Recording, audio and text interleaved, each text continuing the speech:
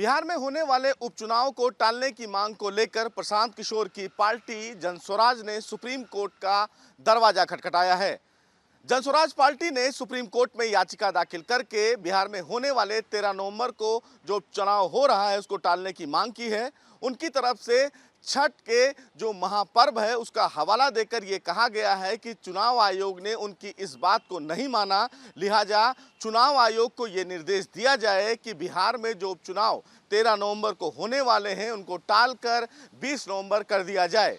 Jan Swaraj party की तरफ से अपनी याचिका में यह भी दलील दी गई है कि जिस तरह से उत्तर प्रदेश, पंजाब और केरल में तमाम धार्मिक त्योहारों और आयोजनों को देखते हुए चुनाव आयोग ने वहां के उपचुनाव की तारीख को टाल दिया, वही आधार बिहार पर भी लागू होता है।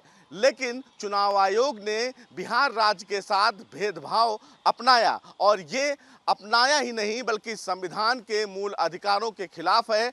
आर्टिकल जो फिलहाल संविधान का आर्टिकल 14 समानता का अधिकार की बात करता है। ऐसे में जिस तरह से चुनाव आयोग ने यह फैसला लिया है, इस फैसले में बदलाव किया जाए। बहरहाल जनस्वराज पार्टी की इस याचिका पर सुप्रीम कोर्ट आने वाले 11 नवंबर को सुनवाई करेगा। देखना बेहद अहम होगा कि जब सुप्रीम कोर्ट जनस्वराज पार्टी की इस याचिका पर सुनवाई करता है तो क्या कुछ उन्हें राहत मिलती है या फिर नहीं।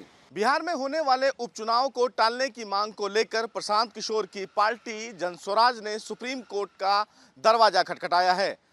जनस्वराज पार्टी ने सुप्रीम कोर्ट में याचिका दाखिल करके बिहार में होने वाले 13 नवंबर को जो चुनाव हो रहा है उसको टालने की मांग की है।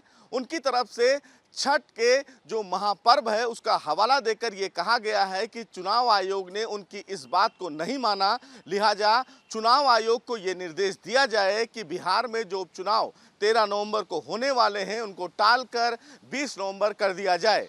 जनस्वराज पार्टी की तरफ से अपनी याचिका में यह भी दलील दी गई है कि जिस तरह से उत्तर प्रदेश, पंजाब और केरल में तमाम धार्मिक त्योहारों और आयोजनों को देखते हुए चुनाव आयोग ने वहां के उपचुनाव की तारीख को टाल दिया, वही आधार बिहार पर भी लागू होता है।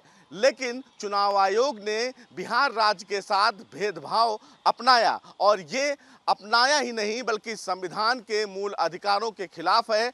आर्टिकल जो फिलहाल संविधान का आर्टिकल 14 समानता का अधिकार की बात करता है। ऐसे में जिस तरह से चुनाव आयोग ने यह फैसला लिया है, इस फैसले में बदलाव किया जाए। बहरहाल जनस्वराज पार्टी की इस याचिका पर सुप्रीम कोर्ट आने वाले 11 नवंबर को सुनवाई करेगा। देखना बेहद अहम होगा कि जब सुप्रीम कोर्ट जनस्वराज पार्टी की इस याचिका पर सुनवाई करता है तो क्या कुछ उन्हें राहत मिलती है या फिर नहीं। वीडियो जर्नलिस्ट जयराम के साथ Sushil Pande, news nation, Delhi. News nation अब व्हाट्सएप पर खबरों के ताजा अपडेट के लिए न्यूज नेशन के इस QR कोड को स्कैन करें।